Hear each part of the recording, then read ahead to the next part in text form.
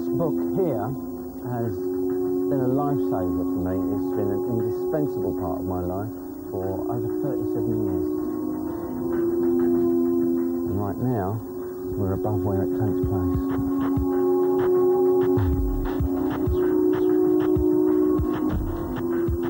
It's also one of the funniest books I've ever read. Once you've experienced it, it will live with you forever. So, if you want to fly rather than fall through life, it's essential reading. Winnie-the-Pooh, the bear who shows you the wood from the trees.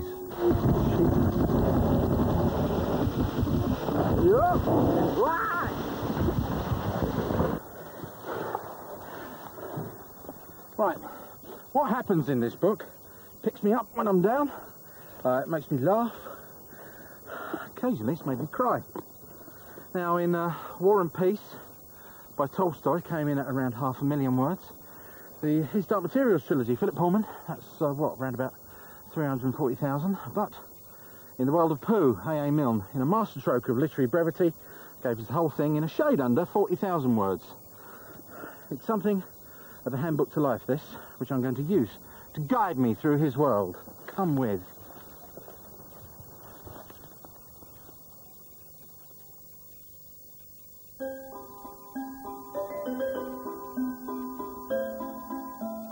I'm not going to argue, as some scholars have, that Winnie-the-Pooh is a Chinese philosopher, or Eeyore is Jesus Christ.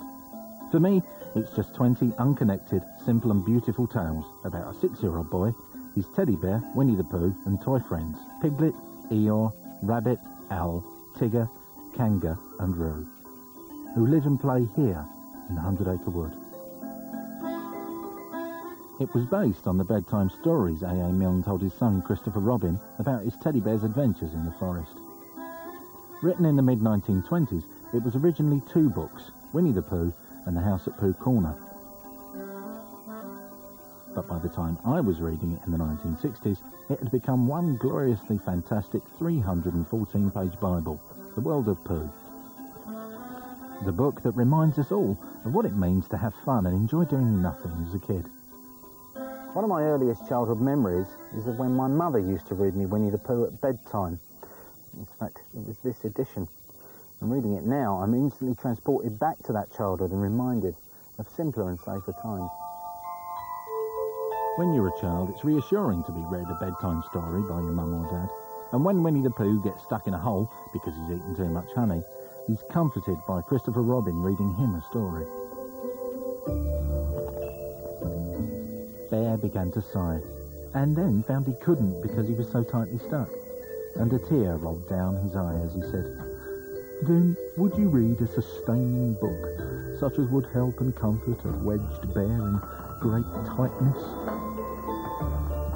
My mother had an extensive catalogue of voices for each of the characters. I couldn't believe it, really. Her Kanga was like Joyce Grenfell. Now, Roo dear, just one more jump and then we must go home. Her Roo was at least subsonic. It would annoy local dogs. If she started it too keenly pitched, you could barely hear her go, "Look at me swimming!" I felt sorry for the woman. Al, she just used to do Al posh intellectual because he'd say such kind of dumb things that put the comedy in them. And it was sort of, "I thought so," said Al. "It was on just such a blusterous day as this that my Uncle Robert, a portrait of whom you see upon the wall to your right, Piglet, while returning in the late forenoon from a..." What's that? There was a loud cracking noise. Then Al's house falls over. And Pooh was just Pooh, wasn't he? I empathise the most with Winnie-the-Pooh, a bear who's well-intentioned, but a bit dim. He has self-esteem and body image issues, and loves his honey. To combat his chubbiness, he has to do stoutness exercises every morning. You can really taste the bees. Tra-la-la, tra-la-la, as he stretched up as high as he could go, and then tra-la-la, tra-la-la, oh hell, la, as he tried to reach his toes. There. Oh. This book is the stuff of childhood. Its appeal is universal. It's part of our culture. We all know what it means to feel like Eel, or behave like Tigger. We can be comforted by each of the characters at different times in our lives, being a pseudo-intellectual like Rabbit, feeling insecure like Piglet, or just being like plain old Pooh Bear. He's a bear who, despite the best will in the world, often gets things spectacularly wrong. However, he does look out for his friends, and every once in a while things do go right, and he saves the day.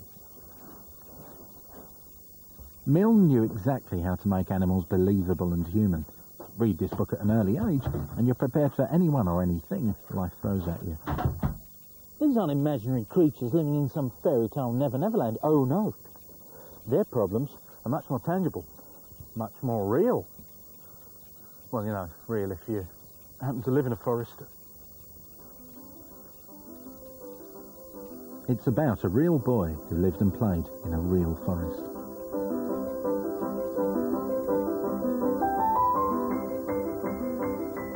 The boy was Milne's son, Christopher Robin. He spent weekends at the family house, Cotchwood Farm, set in the heart of Ashdown Forest in East Sussex. A shy and solitary boy, he would spend hours in the woods with his toys, inventing games and adventures, chasing snakes in the long grass and sailing down the river, pretending to be a Red Indian. He called the forest his jungle. He felt safe there, protected by the trees. He would look back on this time as the happiest of his life. It was here too that he could spend precious time with his father. They took long walks, played cricket and went fishing in the stream. It was their adventures together that were the inspiration for those in the book. In its own childish way, it has all the excitement and tension of an action movie, be it ensnaring heffalumps, hunting for woozles, or journeying into the unknown in search of the North Pole.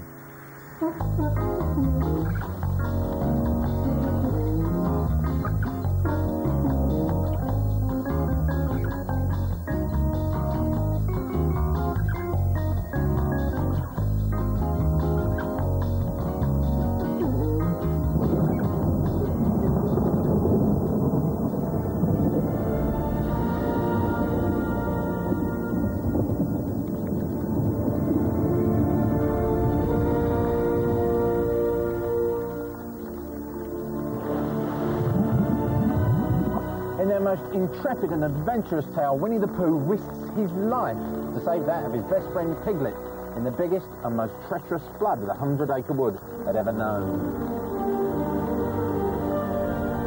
Piglet, in fear for his life, desperately hurls an SOS into the water after plucking the message in the bottle from the floods.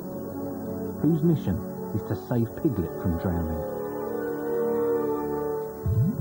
If a bottle can float, then a jar can float, and if a jar floats, I can sit on top of it, if it's a very big jar. So he took his biggest jar and corked it up. All boats have to have a name, he said, so I shall call mine the Floating Bear. And with these words, he dropped his boat into the water and jumped in after it. Pooh's adventures remind us of the excitement of childhood, being inquisitive and daring, and discovering things for the very first time. Dogger 114 falling, some showers. Finisterre, light, occasional drizzle.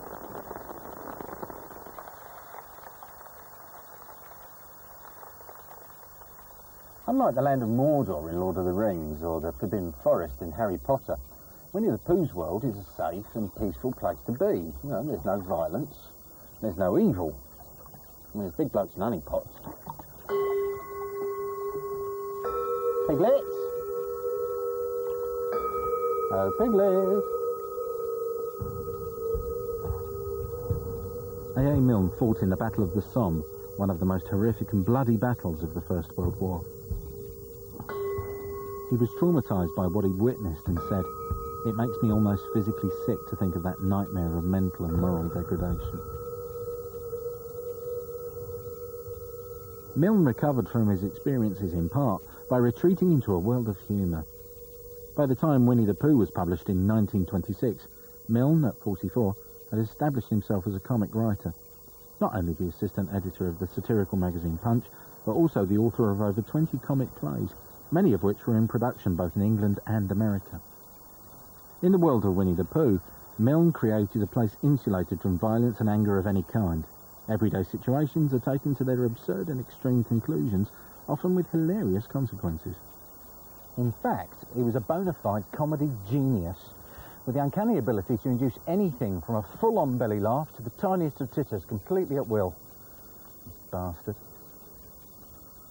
One of the most tragically comic creations of all time is the old grey donkey Eeyore. He lives on his own in a thistly, gloomy and boggy place. He is, in essence, a grumpy old sod who's constantly moaning and hates being told what to do. I'm just telling everybody we can look for the North Pole, or we can play Here We Go Gathering Nuts and May with the end part of an ant's nest. It's all the same to me. When he thinks he hasn't been invited to Christopher Robin's party, he resorts to sarcasm and takes the lowest form of wit to new lows. Very interesting, said Eeyore. I suppose they'll be sending me down the odd bits which got trodden on. Kind and thoughtful. Not at all. Don't mention it. We've all felt Eeyore-esque at times when life is against us, but Eeyore is spectacularly unlucky, losing both his house and even part of his anatomy. Somebody must have taken it, said Eeyore. How like them, he added after a long silence. By using Eeyore, Milne shows us that, perversely enough, depressives actually quite like being the centre of attention. Whether it's falling into your own heffalump trap or getting a honeypot stuck on your head. This book is completely crammed with pure slapstick silliness. Even the most obvious gags. Never seem tired.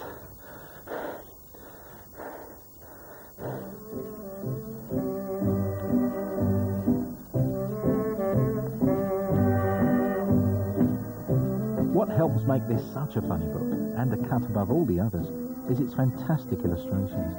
E.H. Shepard was the man who would immortalise Winnie-the-Pooh.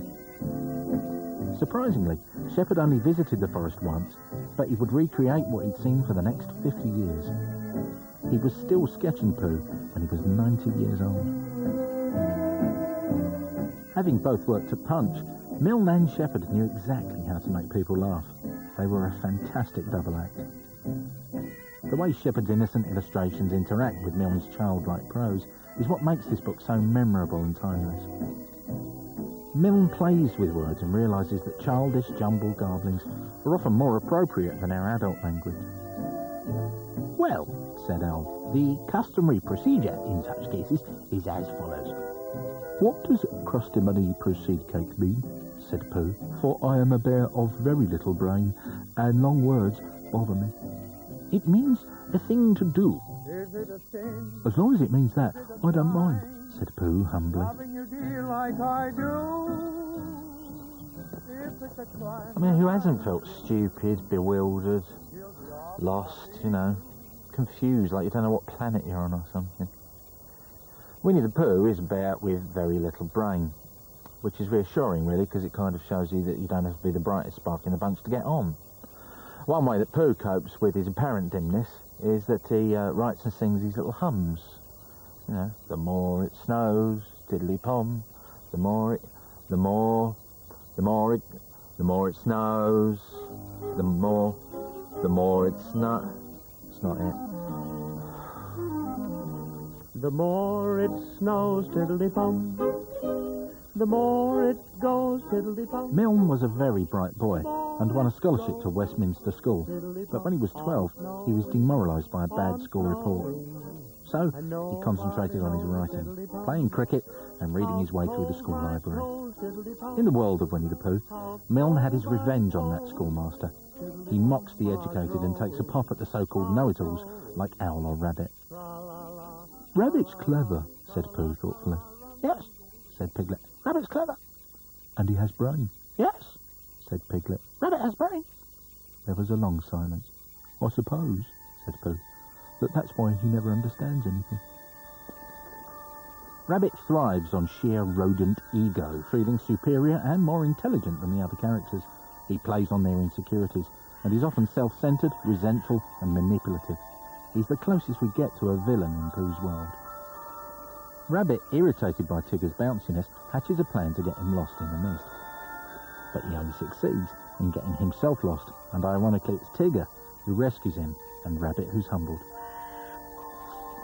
Tigger was tearing round the forest, making loud yapping noises for Rabbit, and at last a very small and sorry rabbit heard him, and the small and sorry rabbit rushed through the mist at the noise, and it suddenly turned into Tigger, a friendly Tigger, a grand Tigger, a large and helpful Tigger, a Tigger who bounced, if he bounced at all, in just the beautiful way a Tigger ought to bounce. All of the characters in the book are somehow aware of their own strengths and limitations, especially Winnie-the-Pooh. One of the ways he compensates for being a bear of very little brain is by joining forces with the tiny, self-effacing Piglet. Piglet's the most timid character in the book, and uncertain of himself most of the time.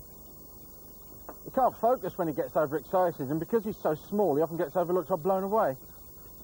But when in the company of his best friend Winnie-the-Pooh, he has the courage to face a woozle hunt, a perilous flood, or indeed turn the disaster of a burst balloon and an empty honeypot into a birthday triumph.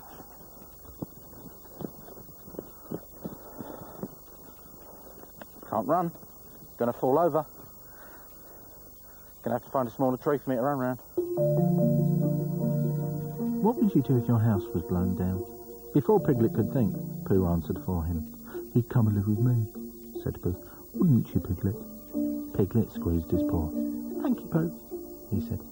I should love to.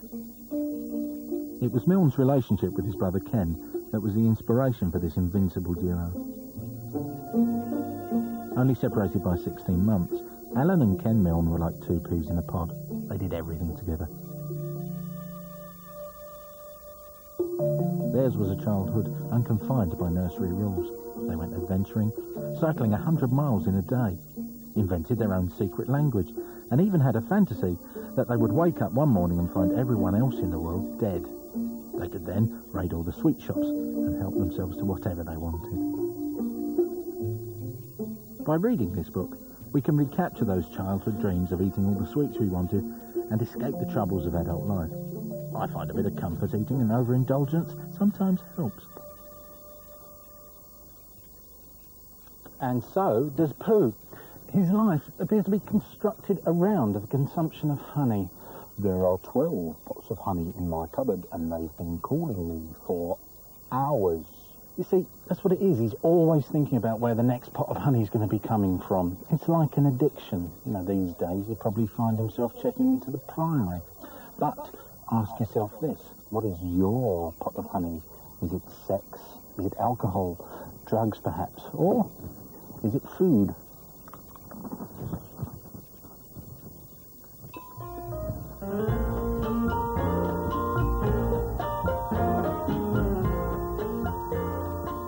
In the forest, having a honey problem is not something that has to be overcome. What's so great about this book is that no one ever says no. You have the freedom to enjoy your favourite things, even to excess. In Pooh's world, there are no rules. You can do whatever you want, whenever you want. For nearly 80 years, Winnie-the-Pooh has kept generations of us laughing, playing Pooh sticks, and saying, aha. When Winnie-the-Pooh first hit the shelves, Milne's face was everywhere, in newspapers and magazines on both sides of the Atlantic. The Royal magazine called Pooh the most attractive bear in fiction. The Today newspaper said, Pooh, megastar on a par with James Bond. The Times literary supplement said that Milne had one of the most engaging, silly senses of humour in the world. Now, I know it might not look very impressive, but it's worth bearing in mind that I'm at the actual Pooh Sticks Bridge where Christopher Robin played Pooh Sticks with his bear. Harry Potter fans, how many of you can actually go to Hogwarts and play Quidditch? None? Aha! Since the day it was first published in 1926, Winnie-the-Pooh's games and adventures have been part of everyone's childhood. He's a huge celebrity, a megastar. There are over 30 foreign translations, the Latin version being the first foreign language bestseller in America. He's as popular in Japan, Russia and Peru as he is here in Britain. He's won Disney and Oscar and helps them make billions of dollars a year. No other bear is such big business, and you can see why. Well, there's Rupert. Rupert is basically a bear's head on a child's body, which is just a terrifying concept. And then there's Paddington, the Peruvian migrant tool of the marmalade marketing industry. Then there's Sooty, of course, Sooty. Now, let me tell you something about Sooty. I went to see him performing at the Basildon Towngate Theatre in 1998, and he squirted me with his water pistol, and frankly, since then, I've had no time for him. Only one bear has not been in and out of fashion like the hula hoop. He stood the test of time and captured the imagination. Winnie-the-Pooh is just at the centre of what it means to lark around as a kid. But playtime as a child was soured for Christopher Robin by the attention the books attracted. He resented being the boy with the bear, and at one point blamed Milne, saying, "A teddy bear may be worth more than a father." For Milne, too, the popularity and success of Winnie-the-Pooh was a double-edged sword. It eclipsed everything else he'd ever written. In the 1950s, sales of his children's books reached 7 million, but his plays were rarely performed. Just 7 months after the second book, The House at Pooh Corner, was published, Milne's beloved brother Ken died. He was devastated and never recovered from the loss. At the funeral, he found it impossible to enter the church, wandering alone in the graveyard. Milne wrote, "We die, but the world goes on, and for those who come after us, life is different from what it would have been had we never lived." For Milne, Ken's death severed forever the link with his childhood. For all of us, there comes a time when we have to leave the dreams and games of childhood behind, put our teddy bears to bed, and grow up. Christopher Robin had to start school and say goodbye to Winnie-the-Pooh. "Pooh, promise you won't forget about me, ever, not even when I'm 100. Pooh thought a little. "How old shall I be then?" 99. Pooh nodded. "I promise," he said. Still with his eyes on the world, Christopher Robin put out a hand and felt for Pooh's pulse. This is the exact spot where Christopher Robin tells Winnie-the-Pooh that he's going to be leaving him, and just very odd to be sitting here like they were in the book. Quite freaky, really. You know, as you sit here and you look out over the landscape, the feeling you get, I mean, initially is one of, just beauty, and then you wonder what's out there. There's the curiosity and a little bit of trepidation. But the important thing is, that there's possibilities out there, which is how you feel at the end of Winnie-the-Pooh. It's a conclusion, but at the same time, a beginning. So some people view the book as a handbook to life. It shows you the kind of people that you'll encounter and the situations you'll meet, and it's an amazing book. I really believe that without being fully aware of what he was writing, that A.A. Milne wrote some of the most beautiful prose in the English language. It's a really affecting, wonderful book. And I'm sat here where it's finished. It's quite overwhelming. So it doesn't matter if you're 4, if you're 14, if you're 40, it stays with you. This book should be the number one. I really, truly believe it. So they went off together. But wherever they go, and whatever happens to them on the way, in that enchanted place on the top of the forest, the little boy and his bear will always be playing. Just open the book and you're here. Shut up.